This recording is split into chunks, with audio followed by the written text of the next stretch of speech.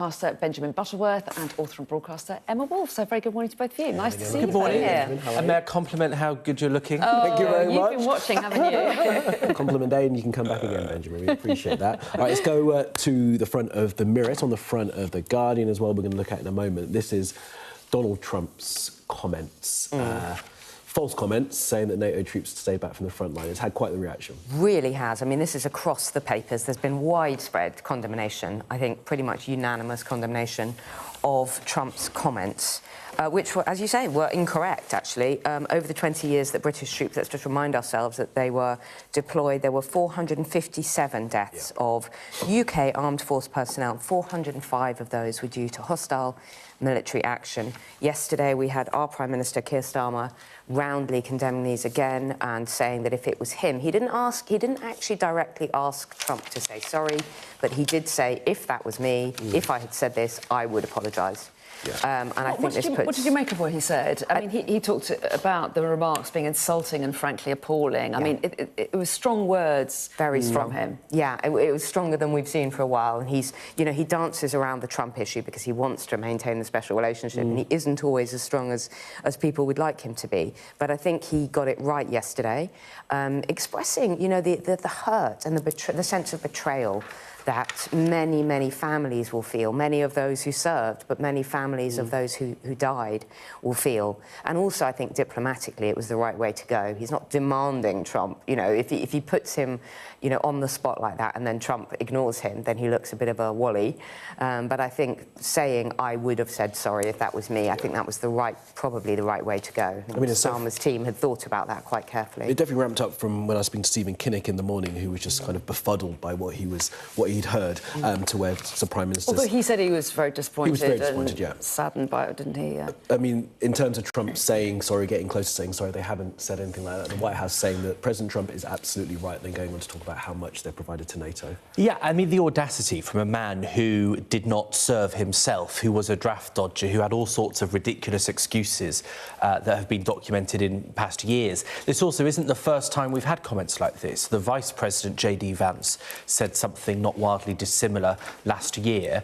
And I think that, you know, Keir Starmer and Donald Trump have a surprisingly healthy relationship. But there is sort of, you see example after example of where Donald Trump does something that clearly crosses the line, whether it's threatening to put military in a NATO ally or whether it's insulting 457 soldiers that lost their lives along with everyone that served and survived, like Prince Harry. You know, are we not subordinating ourselves and our own self-respect and our own dignity when countries like Britain have to keep kowtowing to his every whim? And Gavin Newsom, the governor of California, at the World Economic Forum, was going round saying, you're all completely pathetic. The man won't give you what you want. He's just an egotist. And, you know, we don't really have the flexibility that a rival politician has as a country that needs economic, you know, engagement. But it is pretty embarrassing. This incident could mark some kind of a step change. As we say, we've seen stronger words than we've seen before from Keir Starmer. We've also had the fallout from the threatened tariffs over Greenland, which obviously Trump did backtrack on, but that will have soured relations as well, won't it? But do you think that the government will pursue a different approach towards Trump now? I mean, I don't think they will, because I'm not sure it'd be in our own self-interest. And to be fair, you know, whoever was in number 10 right now would have to behave pretty much the same.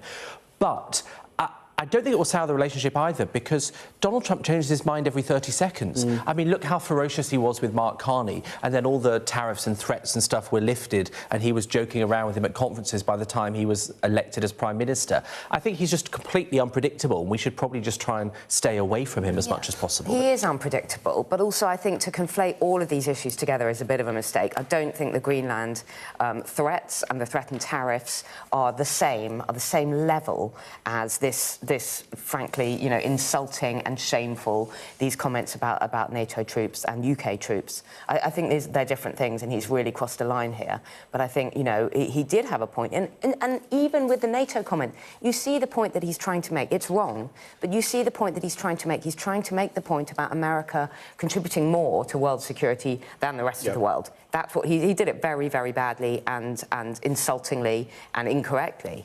It's just the way he has to disparage his allies while doing it. Let's move on. Yeah, to the Times, shall we? Different story. This is about anxiety. The headline is "Anxiety to Cause a Lost Generation on Benefits." So talk us through what this is saying. Yeah, well, this is Alan Milburn, former Labour cabinet minister, who's been talking about this enduring problem that we have of NEETs, of those young people, 16 to 24, not, well, across the age range, but really the 16 to 24-year-olds not in education, employment or training. And the huge amount of those who are basically being written off. He says we're writing off a generation of young people who have normal mental conditions, such as issues that I'm sure we have all faced, like anxiety and depression. And he's saying these are issues that people face. Actually, up to 83% of UK adults face anxiety and depression, battle with it, cope with it, have ups and downs with it. But to say that people are therefore not fit for work, to put people on basically condemn them to a life of benefits from school age or from their 20s, you will not then be working, he says, in your 30s. If you start on benefits in your 20s. And he's talking about the fact that, you know, we are literally, yes, he says it's a fiscal problem, but it's also a social problem. He calls it a moral problem, a moral crisis. Yeah. I think it's true. It's not being unsympathetic to people. You know, we've both written about mental health issues. I'm sure we've all experienced it in our lives and known people who have.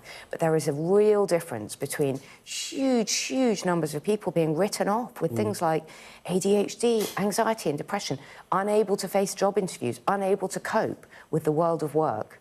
Sometimes people need a kick. He says in here, anxiety is normal, depression is normal, but there's 83% of people that are classified as having those conditions. Yeah, during their adult lifetime. And I think, look, on the one hand, I think we've created a world in the last 10 to 15 years through technology changes and social media that means people are more anxious, facing, you know, more threats, more depression. I think there's lots of circumstances, the economy also obviously being one for existing adults, that have put people in more difficult positions. So on the one hand, things have got worse. But on the other, I mean, I think we could all see this from personal experience, let alone people that are making policies. But actually getting out of the house, seeing other people, going for walks, having a reason to get up and out and about is often the best cure. You know, Johann Hari, the writer, has in one of his books where he talks about his own depression, very serious clinical depression, he said that antidepressants, while he isn't against them, they weren't as effective in the long term as going out and just having one walk a day and one person to see. And so it's not condemning the existence of mental health conditions, but saying actually should the policy be to let people stay at home all the time?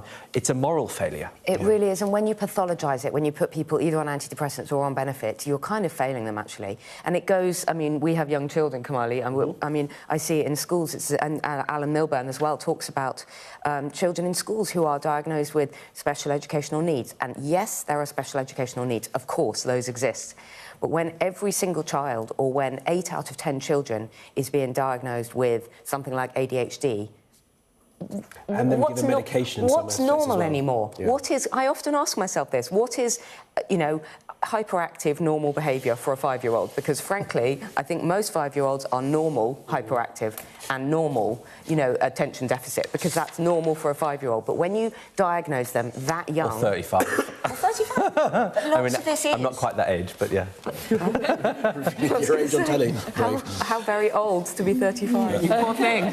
It's such an interesting debate, and one that we it's impossible, have a lot, really, and it's very nuanced, isn't it? Because every case is different. Yes. But really interesting comments from Alan Milburn. And we'll see You're gonna move us what on to happens the with that. next I was one. going to move us on. Yeah, just we haven't got very long, and I'm sure we'll revisit this in subsequent hours. We'll do it in another hour. We'll do it in another hour, but let's touch on it here. Andy Burnham. Oh, is he making Beckham's? I'm joking. Oh, we're coming back to that. We are coming back to that with popcorn. So there's a by-election, as we were talking about earlier on in the programme, in one of the Greater Manchester seats, and whether Andy Burnham will move in. Now, the Eye Weekend is reporting that the left of the Labour Party are rallying behind Andy Burnham because what's amazing is it's basically accepted that there will be a Labour leadership election because they're saying we need Andy Burnham so that the current Health Secretary, Wes Streeting, doesn't get crowned as Prime Minister. And so I think that what happened in the last 48 hours is possibly the start of a Labour civil war that's going to rumble until May or June. So you think he'll stand?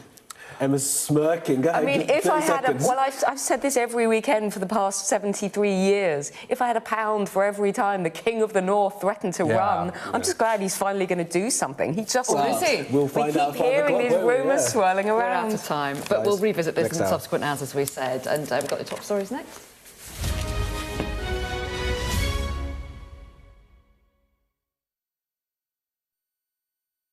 The best thing about being a Sky News journalist